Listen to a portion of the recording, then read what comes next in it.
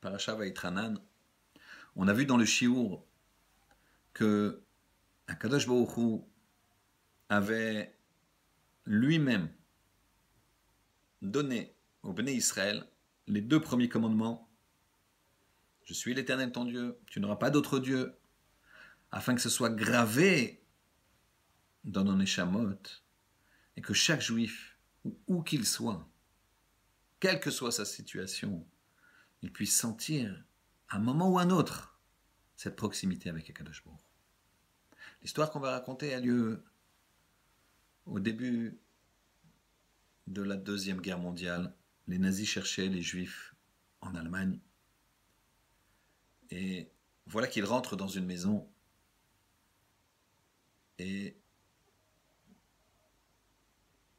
ils ont sur leur liste cette famille qui a un grand-parent juif. Le père avait une grand-mère juive. Et voilà que il rentre dans cette maison et il voit des croix partout. Il voit que des enfants blonds aux yeux bleus. Il voit que des signes que cette famille est une famille catholique pratiquante. Ils arrivent et vont arrêter le père et lui disent « Vous avez du sang juif, vous devez nous suivre. » Et là, c'est la stupéfaction dans cette famille qui ont un portrait du Marchémo, du chef des Allemands, qui ont des signes donc de catholicisme de tous les côtés. Et même les officiers de la Gestapo sont un petit peu étonnés. Mais effectivement, ils vérifient, cet homme-là figure bien sur la liste. La mère de sa mère était juive.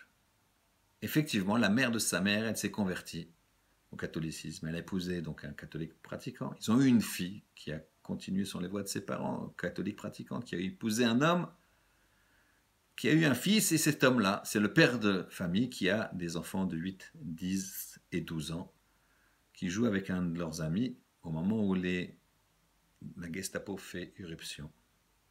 Ils sont effectivement très embêtés, mais ils le prennent quand même. Les ordres sont les ordres. Ils traversent une rue et en face, il y avait une synagogue qui malheureusement était en train de brûler.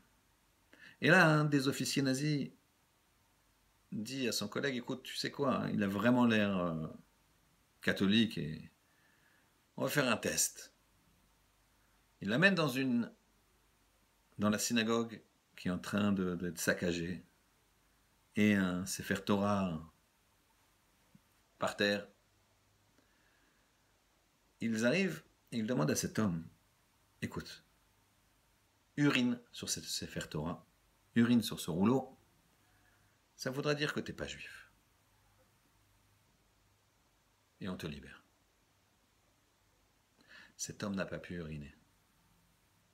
Cet homme n'a pas pu. Cet homme était juif.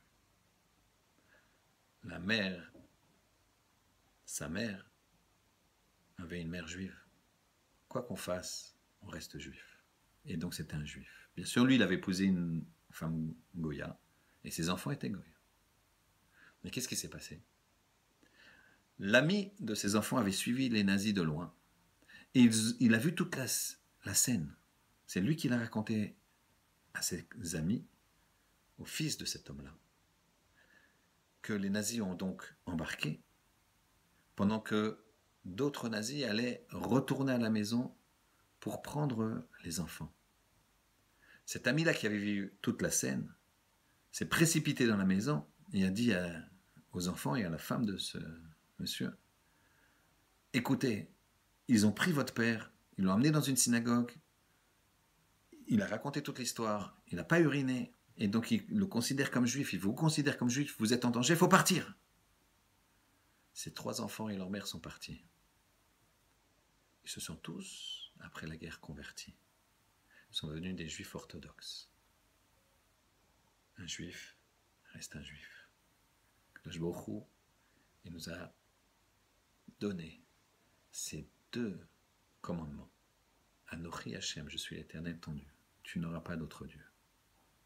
Et donc ça nous permet de faire Shiviti Hashem l'Enegdi Tamid, je place Hashem devant moi toujours, tout juif, à tout moment. On a une chance, il faut la saisir. Shabbat Shalom.